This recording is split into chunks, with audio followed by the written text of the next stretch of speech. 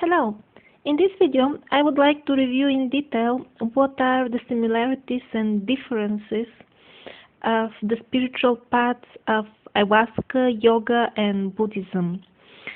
Before I start, I would like to say a few words about my personal level of experience in all these areas and why I think I have the right even to publish my opinion or any opinion on the internet about these things, which are not easy. These are deep subjects. As far as yoga, I have lived actually many years in India, really many years. That was a long time ago, and I had really a large number of gurus from all kinds of traditions and styles of yoga. And actually, the real ones, I started meeting really towards the very end of my stay. And the only one, well, there are only two that I would like to return to, but the one that is really my favorite, I met really maybe a couple of weeks before leaving India, when I have already decided not to live there anymore. He was a kriya yogi, and I think he was the real thing. And now, after really many years with ayahuasca, I plan to return to him very soon and continue my studies, because at that point I simply was not on the level of such advanced techniques as he taught me at that time. And as far as my ayahuasca experience, I've drunk a couple hundred of times, and I lived amongst shamans of the Shipibo tribe for a year and a half. That ended a year ago. So that much about myself. Okay. So on what points am I gonna compare ayahuasca, the path of ayahuasca, and the path of yoga / Buddhism? First of all, ayahuasca is kind of a custom-tailored spiritual path, while the others, they're kind of sample standard paths. I'm just listing the criteria, and after that I'll go in detail. That was the first one.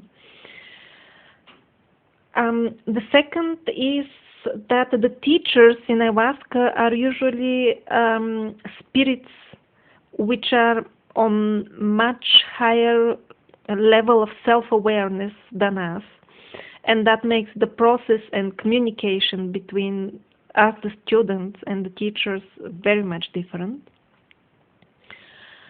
The third is, and that leads to the third criteria, which is that the teachers, they use great variety of astral situations and tools to teach us, while in yoga we usually tend to use our body, exercises, and sometimes in karma yoga we use the situations which are in our dimension.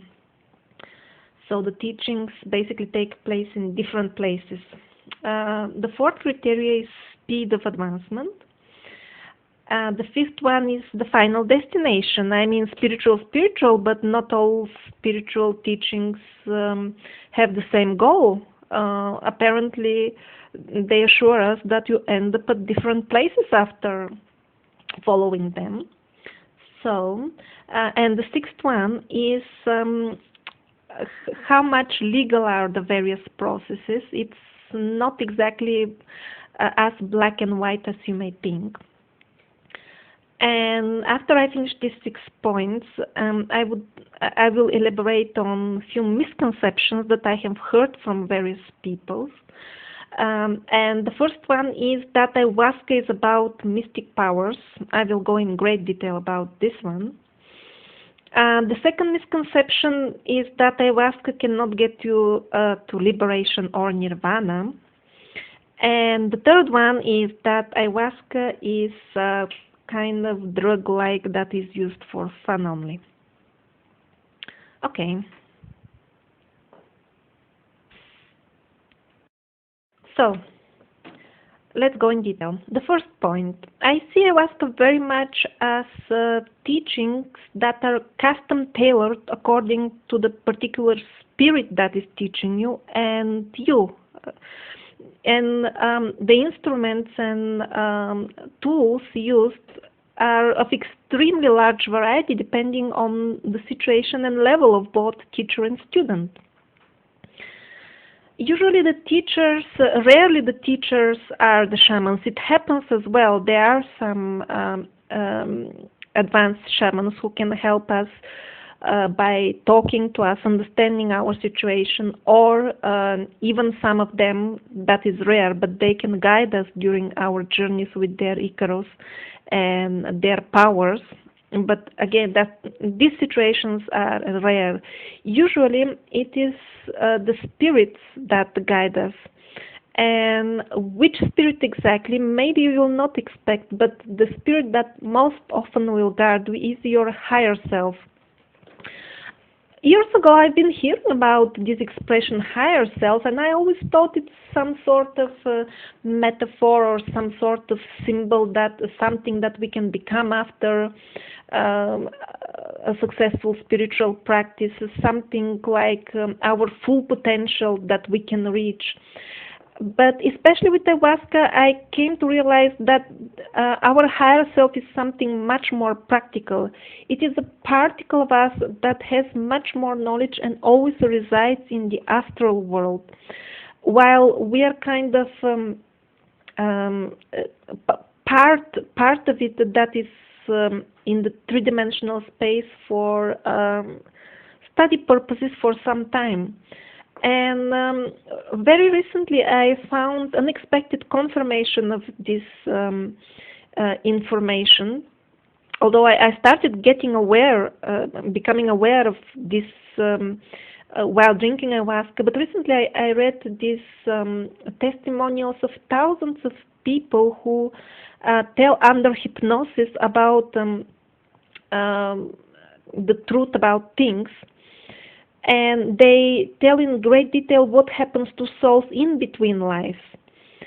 And this is quite a reliable source of information, because they also tell, for example, about their past lives, and attempts to be verified have shown that in cases when this can be historically verified, the accuracy is some 70%, which means very high accuracy. I mean, even people when talk among themselves, like normally, like you talk with people around you, usually again the accuracy is about 70%. If you are in America or Europe, I think if you are in South America, the accuracy would be below 10%. I'm talking about normal people talking with each other. So apparently it seems that if you hypnotize somebody in South America, you will get much more reliable information if you talk with them outside of hypnosis. But anyway, so let's go to the point.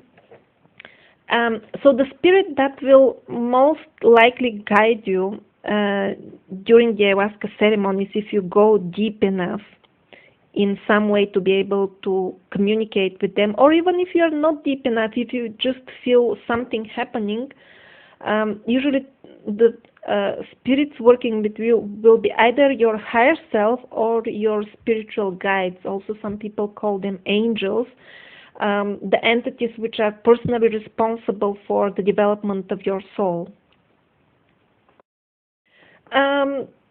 While in contrast with that, in yoga and Buddhism, if you go to a yoga teacher, he will most likely teach you the way he follows. If you go to Kriya Yogi, there is a very good chance, more than 99%, that he will give you books on Kriya Yoga and he will teach you Kriya Yoga.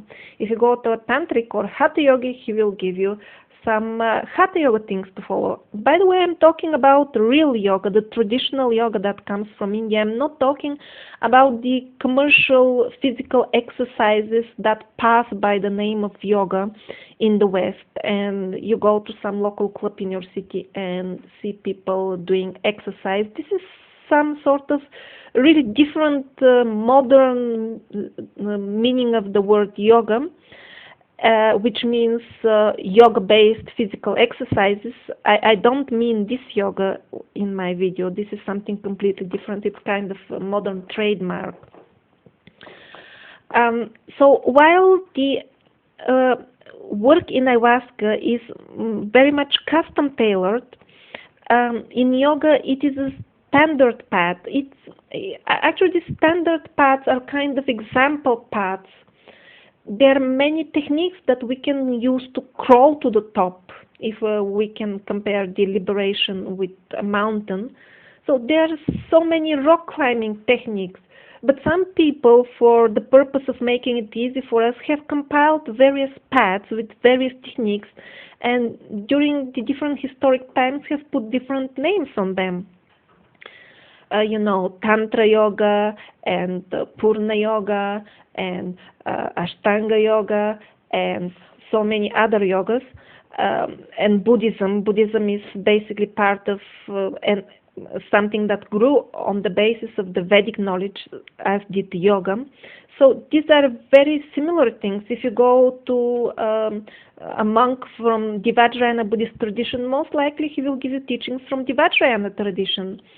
So what we see with ayahuasca is much more flexibility, because the tools will be custom tailored to your personal needs.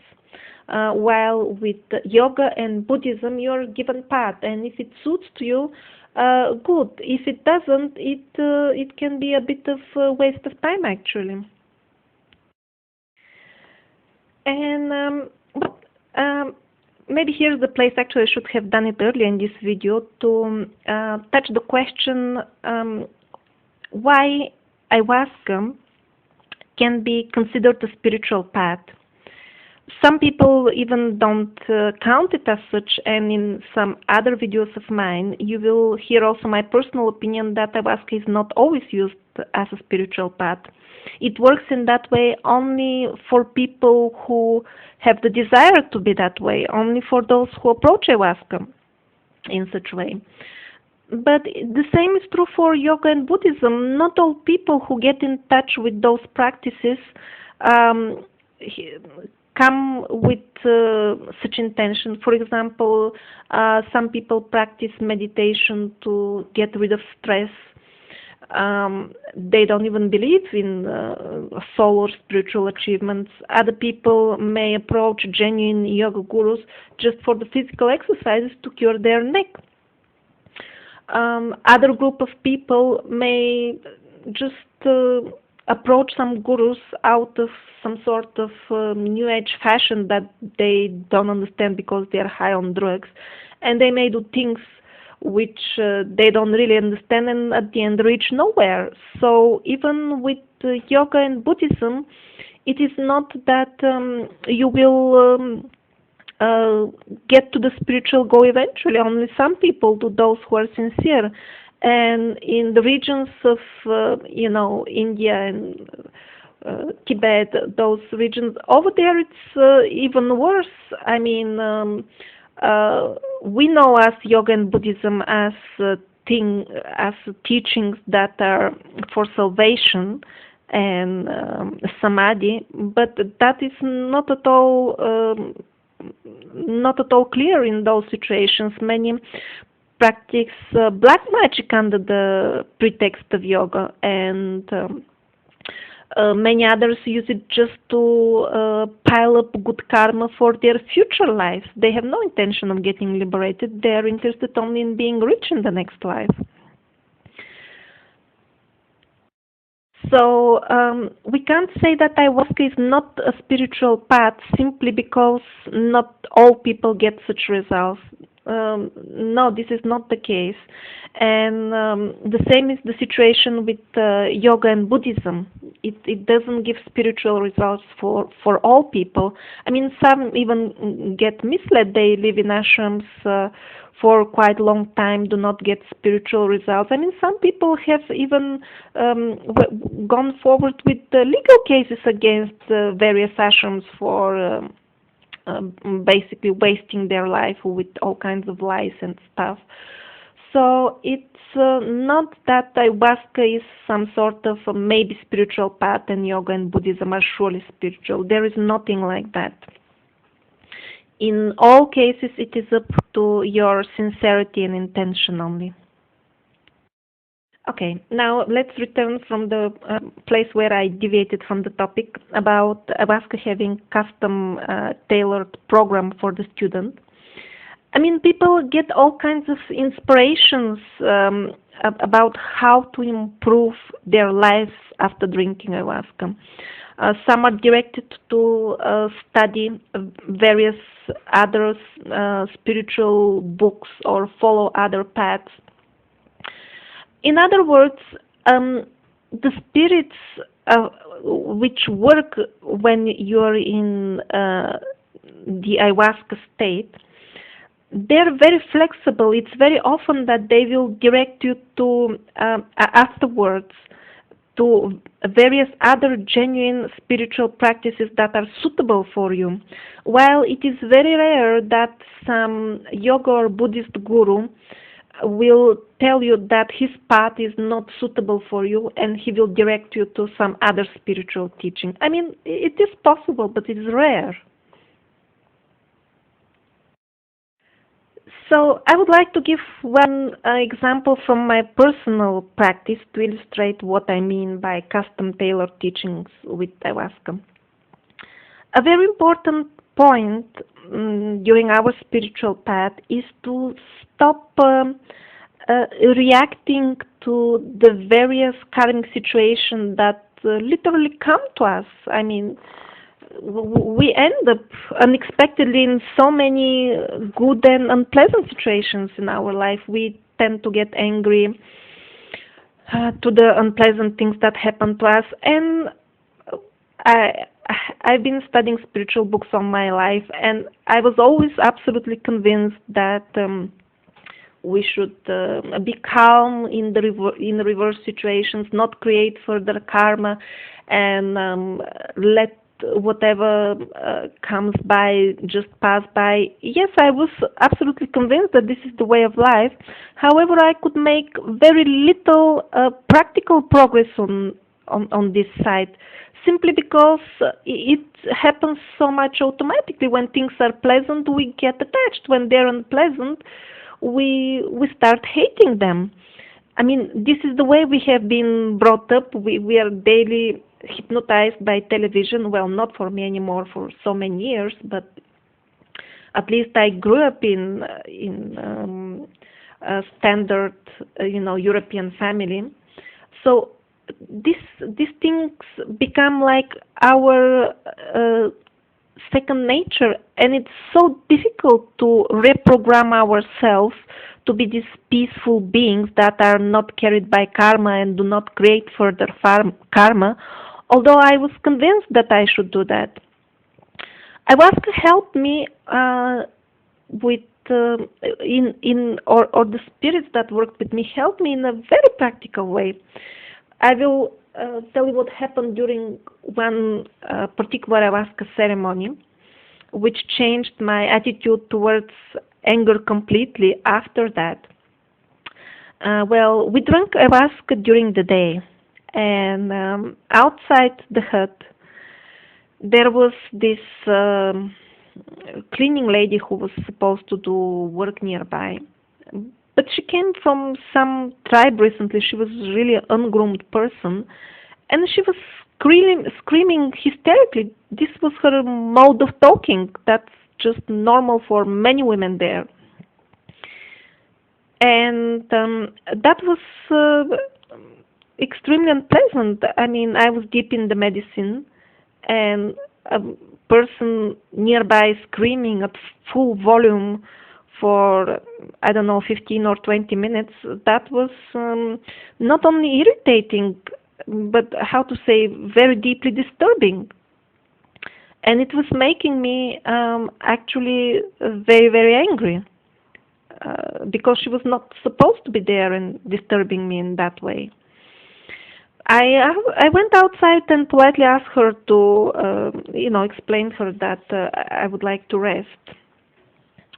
and she reduced the volume by 30%, but it didn't change the overall situation much because, as I said, this was her mode of talking. So I was deeply in the medicine. What I could see at that time was my subtle sukshma sharira, what is called in yoga, my subtle body, astral body. And I could very clearly see what kind of changes were happening when I was angry. It's hard to explain it with three-dimensional ideas, but I could perceive very clearly how this was distorting my full personality. It was harming my astral body in so many ways, and later on, of course, that would be projected on the physical body and can result in some minor sickness, or depends how deep is the anger, how long I hold it. While the lady herself, she was innocent. I mean, she definitely didn't have any bad intention, nor she had the capacity to understand that this type of talking can be disturbing for other people, because she couldn't even grasp the concept of what is, meditation or something like that, or peacefulness. She was coming from a really tribal situation. So I could clearly perceive how anger basically doesn't correct anything, but it does harm us. And I could see how exactly it changes it really plants karma seeds for future life, if I should use yoga terms.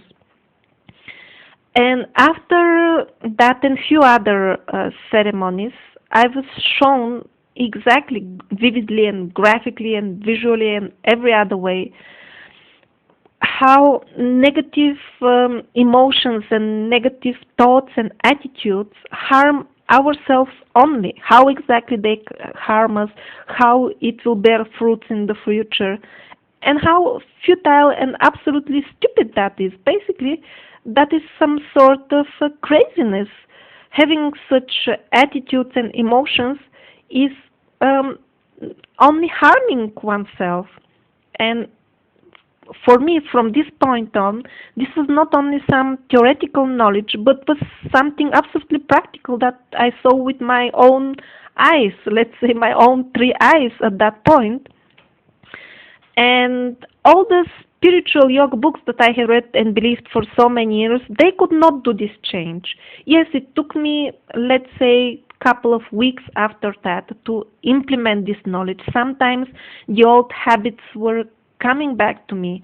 I could see sometimes a small anger in difficult situations starting to arise inside, but I could always very easily stop it at the very beginning, just remembering what actually anger is and what it does to my being.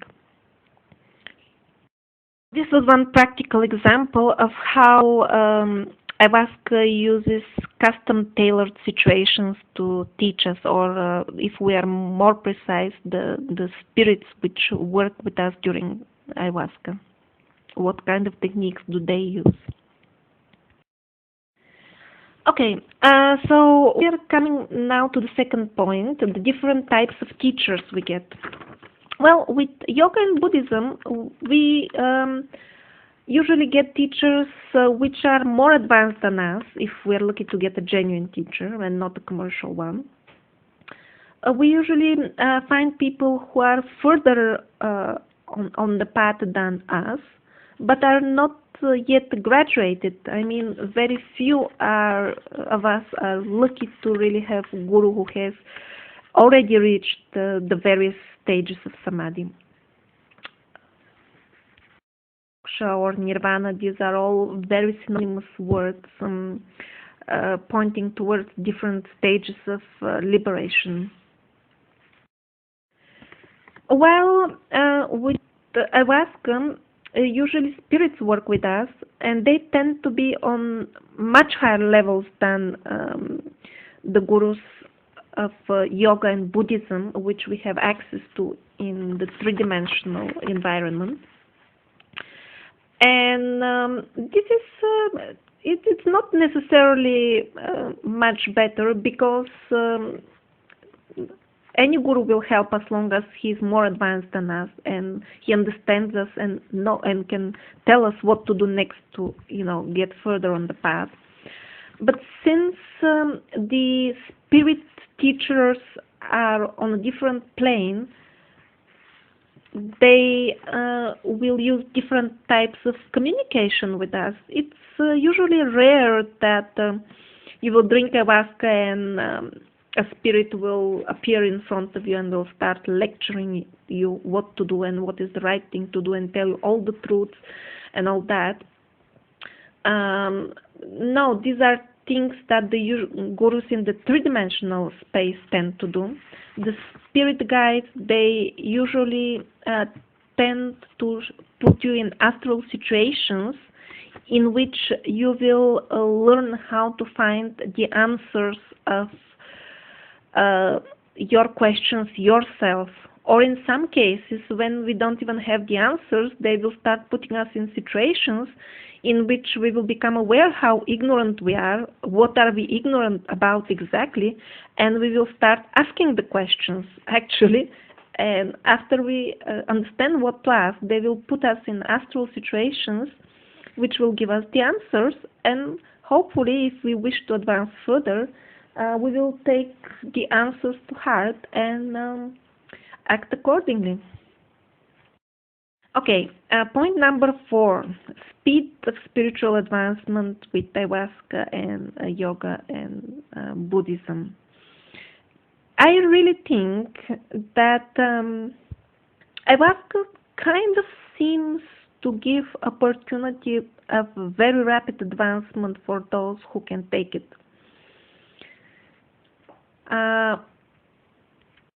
Just a personal opinion. Point number 5, final destination. Well, this is a kind of difficult one, because these are areas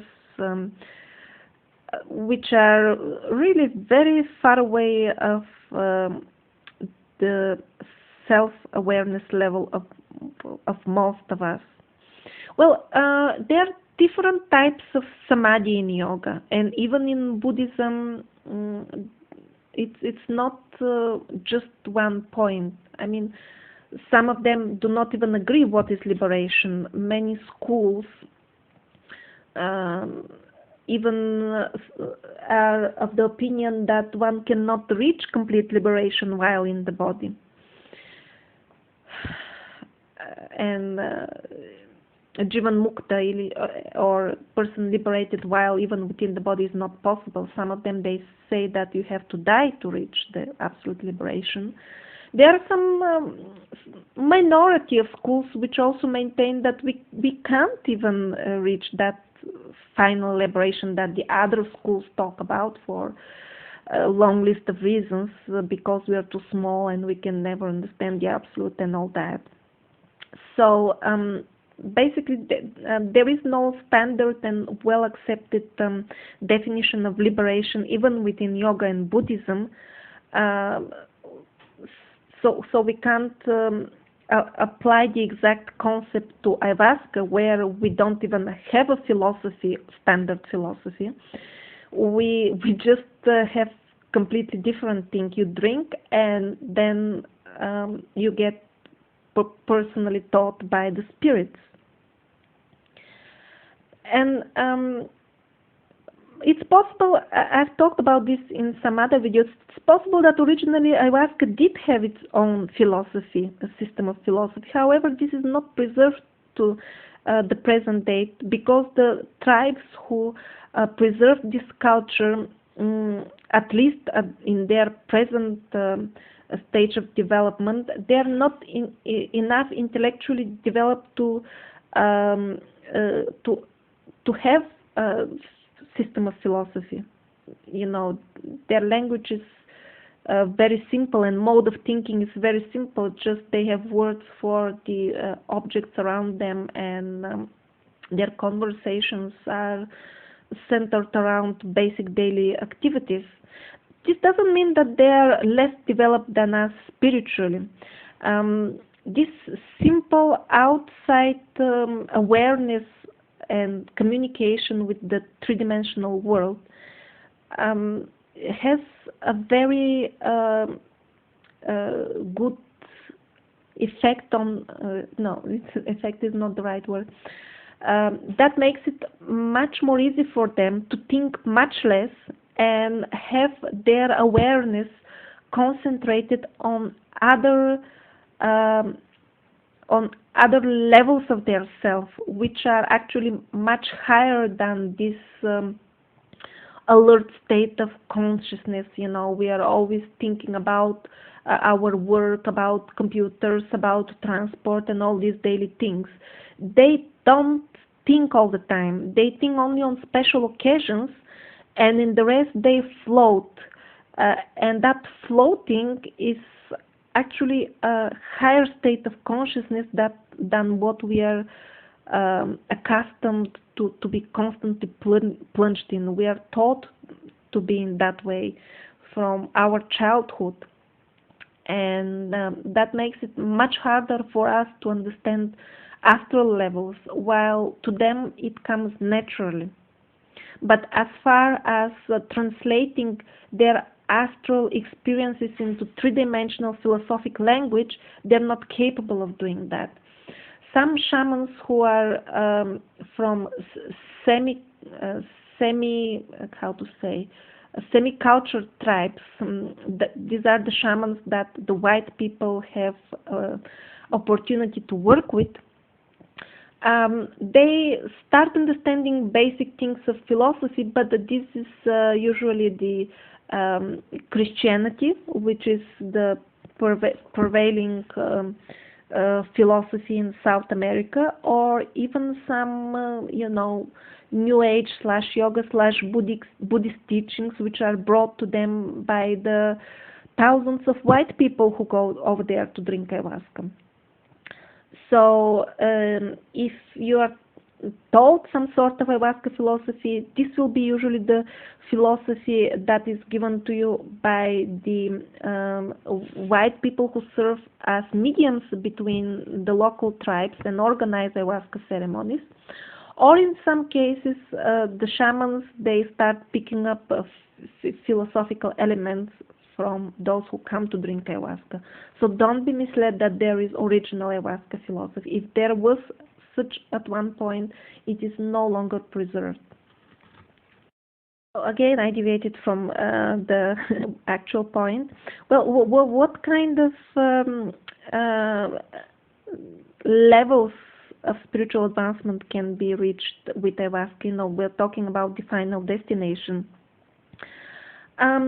Some lower types of samadhi is like what is called in Hinduism Virat Rupa, like Arjuna in Bhagavad Gita, he sees Virat Rupa, the form of the Lord in all its how it pervades and contains everything of all that is. And some Buddhists also I've heard it in the stories how they Buddhist teachers who are considered to have reached Nirvana, they experience, or they will call it Nirvana or something else, anyway, liberation. They describe a very similar feeling and very similar situation and experience of what Arjuna describes in Bhagavad Gita when he sees the Virat Rupa. However, that doesn't seem to be the final liberation, because, Arjuna's teachings, education starts when he sees the Virat Rupa. Krishna, who is considered to be a form of the Absolute, in any case, that it's some people say it's just an advanced spirit teaching us, a great teacher. It doesn't matter. The teaching, everybody accepts him as a liberated teacher. So he starts teaching Arjuna after showing him the Virat Rupa. So that is not the end, seeing Virat Rupa and understanding the glory of the Absolute. As far as this feeling one with all, seeing the oneness in all, actually this is a state that many people have reported to have experienced after drinking ayahuasca. So definitely initial stage of samadhi for some time are definitely possible with ayahuasca. In some isolated cases, people who are on a low spiritual level can be shown a very high spiritual state as a sample, something that will inspire them to do the work. It doesn't mean that they have reached it. So even in yoga and Buddhism, we may usually with the white people, it is presented to us as a stage that once you reach and after that you are liberated. But actually, this exact point of liberation can be quite long. If you read the really old yogic texts, in many of them it is described how the yogi will be achieving different states of samadhi for periods of time. Like he will be submerged in samadhi for various hours using various breathing techniques and meditative techniques. And after that, he will be coming back. He might have had astral experiences during these few hours, which correspond of days or years of activity that he has done on other planes, for example, because he has gone to other planes and the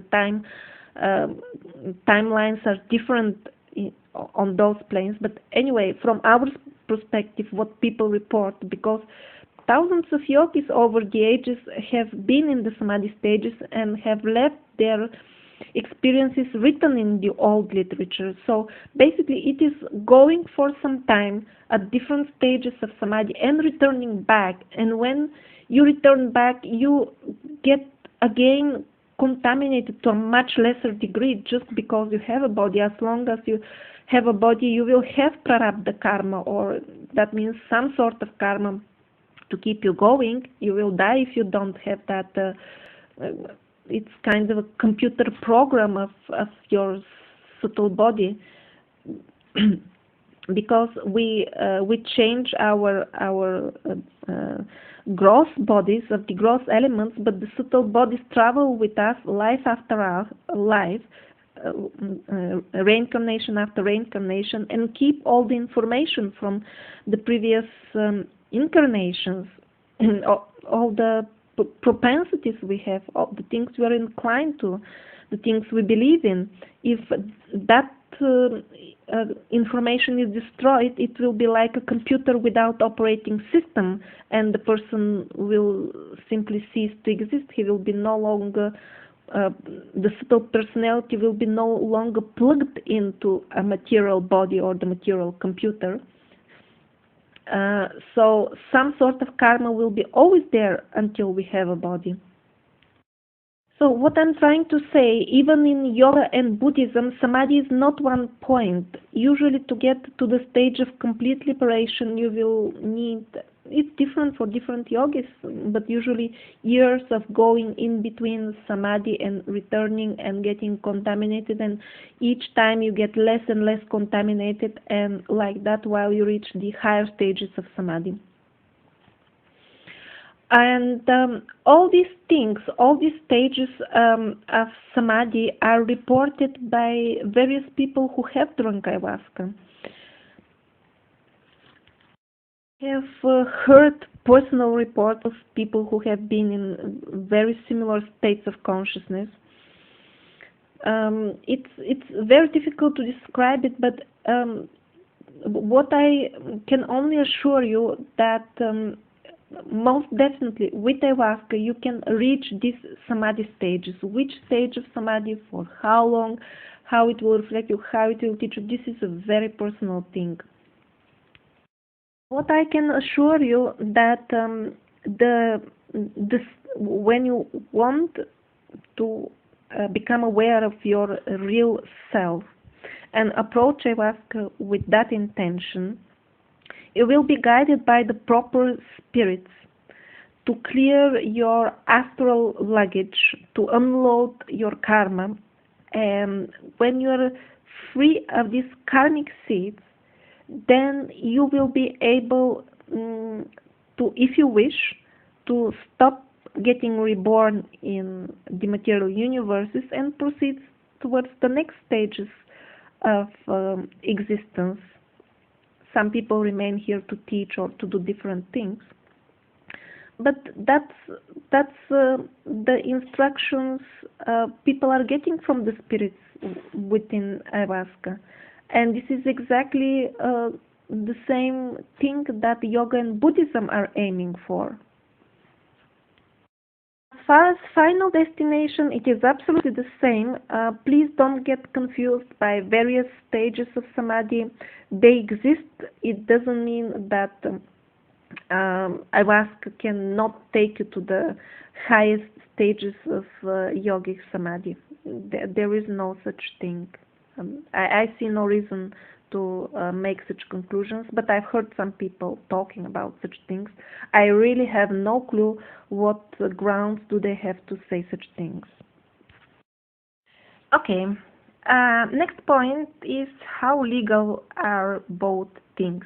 Well, I think Buddhism is legal pretty much everywhere in the world, except for some countries where they have official religions and everything else is banned and all that. But as far as yoga, actually you will be surprised that even yoga was illegal. Yoga was illegal in Romania for a few years. Why in Romania? Because there was a tantric yogi, local person, who learned the art of Tantra and had mystic powers for various things, and started teaching people how to get access through their subconscious mind and have divya drishti, open their third eye and see many things and become aware of, for example, the particular problem was that his and his group of people started seeing some archaeological sites which are somehow in the hands of American military. It's about all these things, something. There is very little information about it. Apparently, people who try to do some research into it are at some point stopped by some military personnel in various ways. So that yogic school, they started seeing things about the heritage from older human races on the territory of Romania, and yes, that was not what was supposed to be. So for some time, yoga was declared illegal in Romania, just for this particular yoga club. It's an interesting story. They even arrested the guru, but because he had mystic powers, he suggested to his guard, where he was imprisoned, he suggested him, why don't you open the doors and let me out for me to have a walk outside, a bit in the world. So he went for a long walk and never came back, and is now a political refugee in Sweden.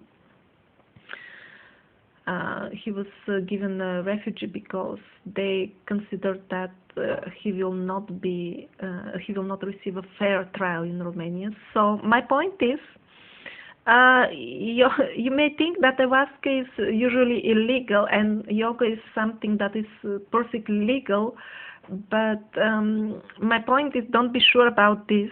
Once people start getting aware of any information that can liberate us and is against this concept, that this matrix that we are hypnotized to live in a war of war and middle class exploiting a large poor class mercilessly. This is actually quite not nice world to live in, and usually people do not wish to live in such a world. We are kind of hypnotized, literally hypnotized by the TV to believe that this is normal and we should be part of it. And when information starts, when certain people start becoming aware, oh, we are human species, we are beings of goodness, we should not live in such a ugly world. Such awareness actually is illegal. So yoga can be also illegal. Okay, we finished the 6 points. Now to this misconception that ayahuasca is all about mystic powers, what they're called in the Eastern tradition, siddhi. I really have no clue how this misunderstanding came about, because having astral voyages for educational purpose does not in any way mean that a person is after siddhi.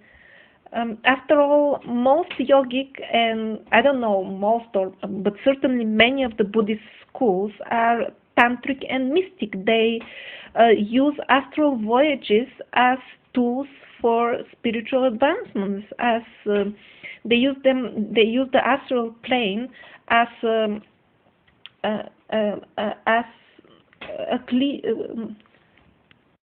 plane where they quickly and effectively can do much more cleaning work. And not only that, I mean, some subtle things you can remove them only on the astral plane. I mean, remember the story of Buddha himself, right? The night, or I don't know, the day, or right before his enlightenment, when he sat under the tree and refused to go any further until he doesn't understand his real nature. What were the last things that happened to him? He fought demons. He fought his own demon Mara, the last aspect of his own self, or was it another entity? It doesn't matter. But he fought a demon. So this demon, where did he fight it? Of course, on the astral plane. There was no furry black creature materializing in front of him and fighting with him. I'm absolutely sure about that. It was an astral journey. Astral journeying is usually not taught as a part of the standard yoga and Buddhism that we hear about in the West.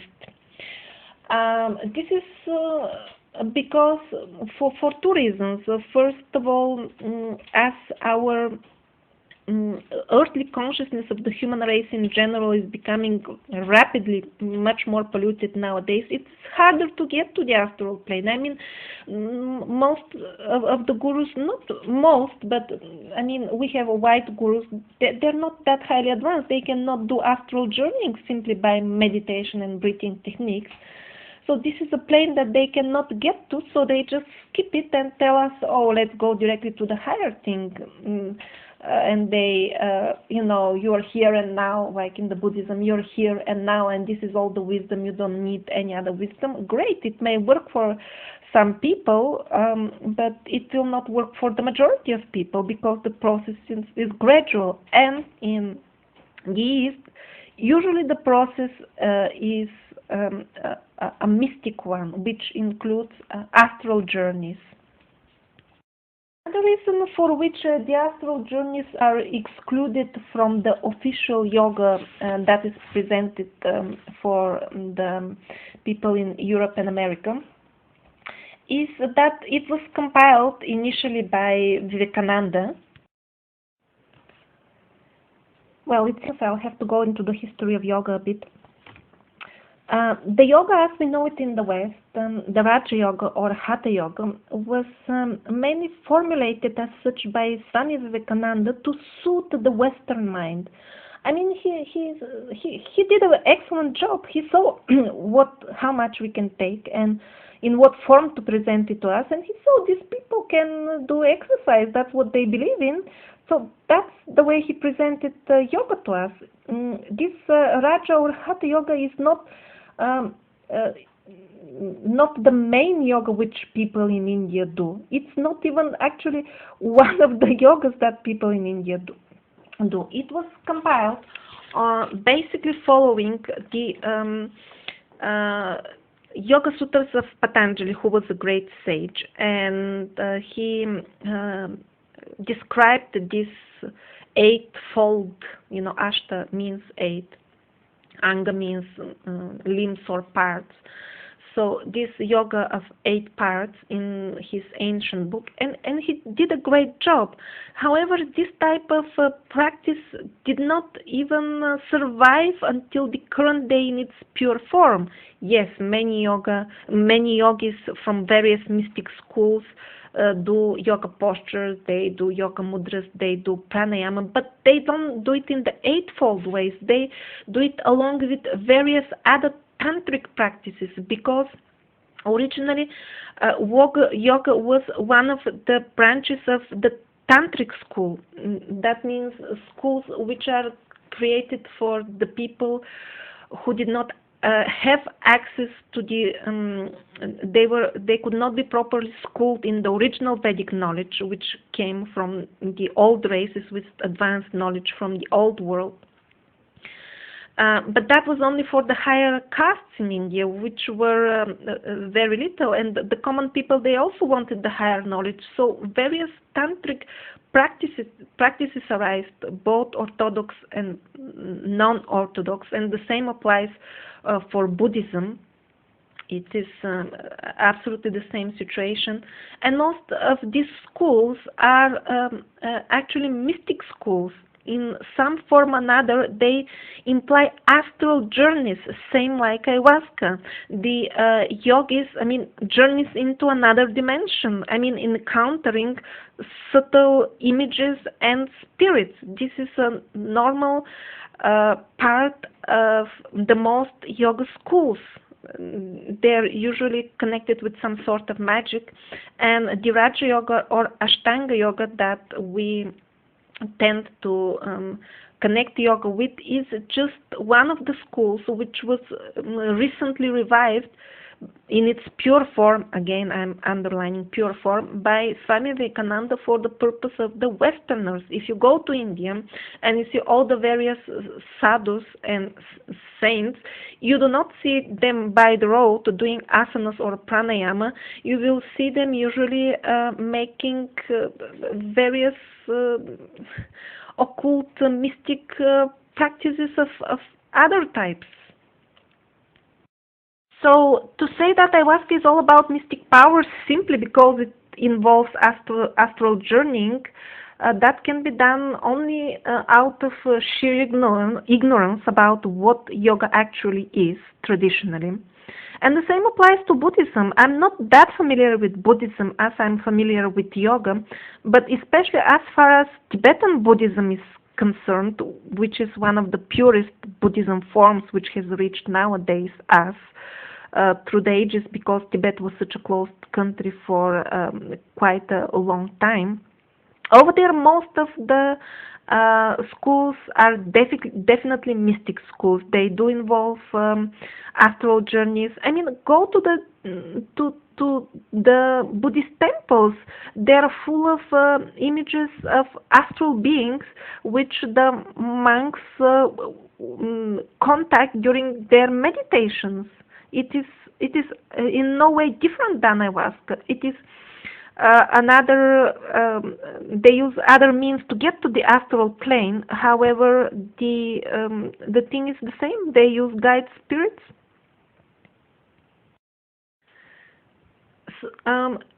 So some people may say that ayahuasca is all about mystic powers. First of all, out of ignorance, because they simply don't know what yoga is and what Buddhism is traditionally, or others, like in the case of some gurus, they will simply not want to lose their disciples, so they will say anything just to glorify their own path. Some of them may think it's for the good of the disciple to keep it, for them, because it's safe with them. Who knows? Some people have some type of logic like that. My personal opinion is that nobody is excused from presenting misleading information about other spiritual paths. There is no excuse for doing that. And the third group who can make such type of statements are kind of people who have been educated into yoga in the Western world, and they simply don't know that yoga is traditionally much more than Raja Yoga or Ashtanga Yoga. I have heard even some gurus go that much far when they are asked about ayahuasca to even cite verses from the Patanjali Yoga Sutras, where he actually mentions the Aushadhi, which means herbs, various sacred plants, and he says that they're one of the means for attaining siddhi and attaining astral vision. There is such a verse in the Patanjali Yoga Sutras itself. And since Patanjali mentions the Aushadhi only in this connection, somehow they put an equation mark between siddhis and Aushadhi, the herbs. I mean, what kind of logic is that? If they read the rest of the verse itself, this very sutra, Patanjali lists other way of getting siddhis, by which one of which is, for example, meditation. So that means that meditation equals equation mark siddhis. I mean, Aushadhi and meditation are listed separated by comma, so to say, only. That's the only difference. Why that verse to them means that ayahuasca equals mystic powers and meditation doesn't equal mystic powers. This is really quite misleading to quote the verses in such a way. This same class of gurus will also tell you things like, oh yes, ayahuasca can get you to the astral level, but it can never get you to liberation. Oh, that's interesting statement actually. So on what grounds can they make this type of statements? Most of them have even never tried ayahuasca itself, or even if they had, they certainly don't have a deep knowledge, nor they have conducted some proper research, So why do they say such things? Really, I mean, people should give reasons when they say things. And the other type of misleading statements that, again, this type of gurus make is that ayahuasca is something like a drug for fun. And the disciples of such gurus, they believe because whatever Guruji says, it's all truth. It must be, that's what the guru means. He is a representative of the God. Everything he says, it's true. Well, I really don't know. When so-called gurus make such statements, just because they are gurus, apparently they don't need to prove their statements. But my question is, so what if their statements are actually wrong? Because they simply have no reason to say so. Well, yes, I think this is a good question, and it's a very nice way to end this video.